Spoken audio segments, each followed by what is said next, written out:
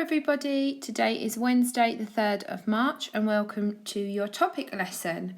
Our learning objective today is to understand how and why the pyramids were built, and to be successful we're going to need to be able to describe how the pyramids were built, explain why the pyramids were built and what it was like to build the pyramids themselves.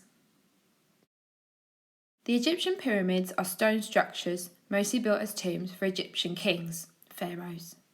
There are over 100 pyramids in Egypt, and the first was the Pyramid of Djoser, built over 4,000 years ago in Saqqara, south of Cairo.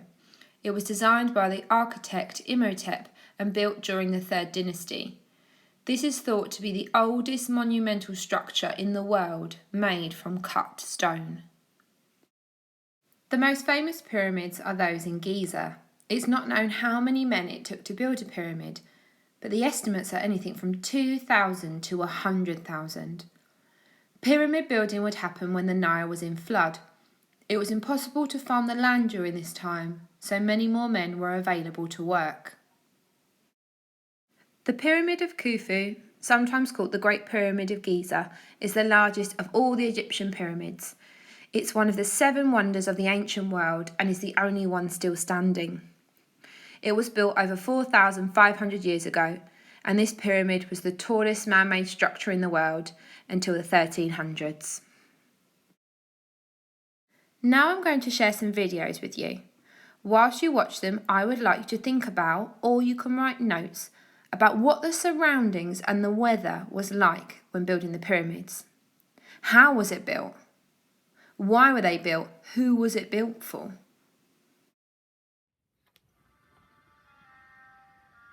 How and why did the ancient Egyptians build the pyramids? These 2 questions puzzled generations of people who came across these gigantic, mysterious structures in the Sahara Desert. Today, we're able to answer them. Because the dry climate of the Sahara preserved so much of what was built, written, and made by the ancient Egyptians, there's a huge quantity of evidence for us to study. Using this, archaeologists have built up a picture of how and why the pyramids were constructed. Writing and objects, tools and drawings all provide clues.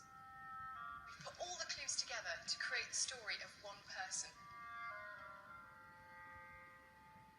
He's not a real person, but we've given him a name, Nacht. It means victorious. By piecing together evidence, we can tell, through his eyes, the story of building the greatest pyramid of all, the Great Pyramid of Khufu at Giza.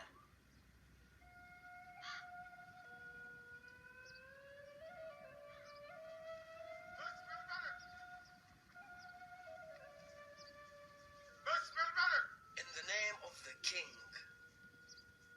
In the name of the king. When I heard those words one evening late in summer, I knew my life was about to change. As Karema led the king's men into my village, I said to my brother Deba, it's our turn to leave home and go to work in the service of the king. Just as our father had, and his father before him. Was I afraid? A little. My village was the only world I knew. It was hard to leave. We worried how the family would manage until we returned. My sister cried. My mother, she simply looked at me and said, Nacht, you're the older one. Take care of Deba. Boats brought healthy, strong men like Nacht and Deba to work for the king. They built tombs, temples, and pyramids. Like this one. Nacht saw it from the boat. It's the first pyramid ever built, the Step Pyramid at Saqqara, on the banks of the Nile just south of Giza.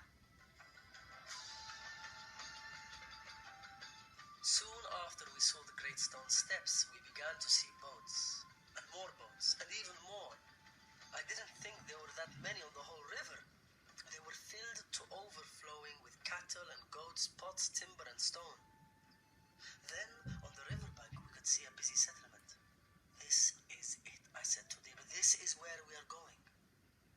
As we turned towards the riverbank, Karema Deba told us we had grown soft on the journey and would have to become hard now to survive in the service of the king. But to do what in the service of the king, we wondered. Late in the morning, we arrived at Giza and began to climb, away from the river and up towards the desert plateau above us. On the plateau was a row of huts where we were told there was a place for us. We found our place, a reed mat we were to share. All around us there were others, talking and eating, fruits, bread, beer, every sort of food, and it was brought to them. Deba didn't speak, and neither did I. This new place was different, not like our village at all. Just after sunrise the next morning, we were woken and led across the plateau. I heard the sound of the quarry before I saw it. When I did see it, I gasped. Everywhere there were men working. I'd never seen so many people working together in one place. There were men standing high up in the rock, chipping away at it and using chunks of wood to break it into blocks. There were men carrying water and others crouching over fires, hammering metal spikes.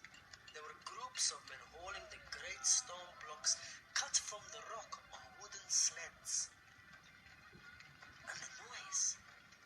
I couldn't hear Deba speaking to me. The air was filled with the sound of metal on stone, of people shouting, of rock crashing to the ground. What could our task be, I wondered, in all of this?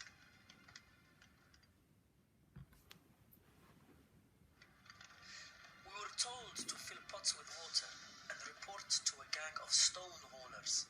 They called themselves Khufu's drunkards. Our job was to water the ground in front of their sled so it didn't stick. They pulled the sled along a track of wooden planks covered in earth. Because there is clay in the ground at Giza, you can make the earth slippy by pouring water on it. If you added just the right amount of water, the sled would slide across the ground with ease.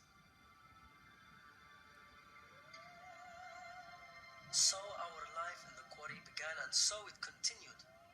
After a few months, some of those who had come into the service of the king with us were sent back to their villages, but Deba and I were not. The foreman thought we were quick learners. We were kept on. The work was hard, backbreaking, but when each day was over, we washed and ate and sat around the fire telling stories of our villages.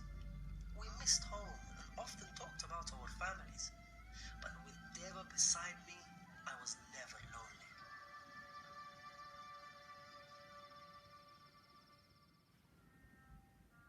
The ancient Egyptians were skilled stoneworkers. We know a lot about how they worked stone because of the clues left behind. If you examine the surface of an object, you can see how it was made. This is a tool the ancient Egyptians used to work stone. It's a copper chisel. Copper was the hardest metal they had, but it isn't that hard. It blunts quite quickly. So a chisel like this was constantly sharpened.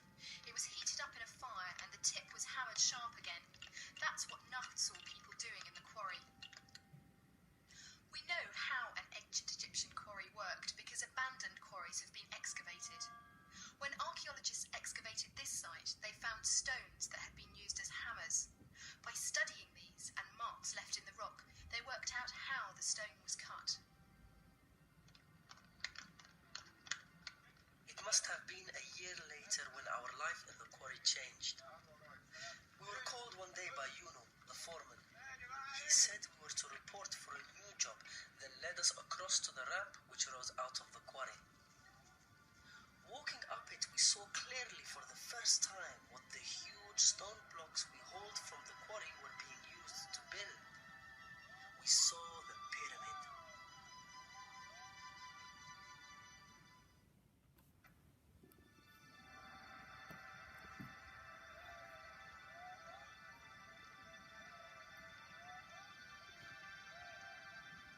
5 years after Deba died, my life changed again.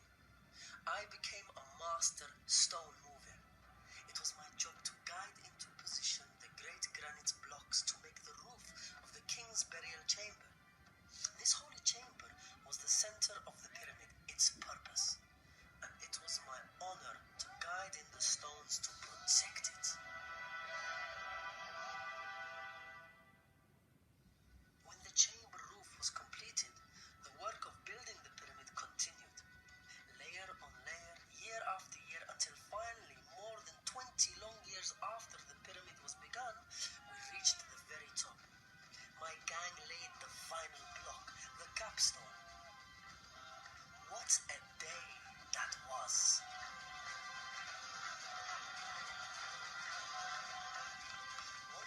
capstone was in place.